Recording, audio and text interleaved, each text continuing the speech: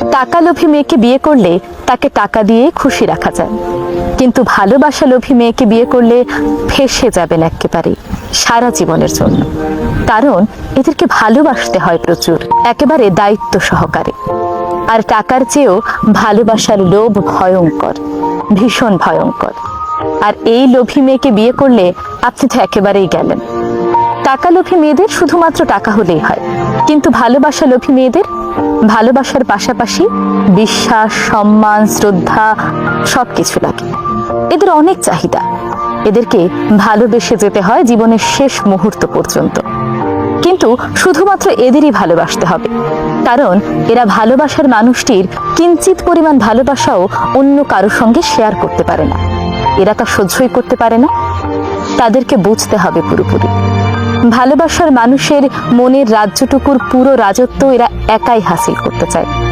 এরা খুব হ্যাপা হয়, তাই না? হ্যাঁ, ভালোবাসার মামলায় এরা আসলেই খুব হ্যাপা হয়। তাই হ্যাপা পোহাতে না চাইলে সহায় সম্পত্তি, টাকা পয়সা, প্রতিপত্তি এইসব জিনিস ভালোবাসা মেয়েকে বিয়ে করে ফেলুন।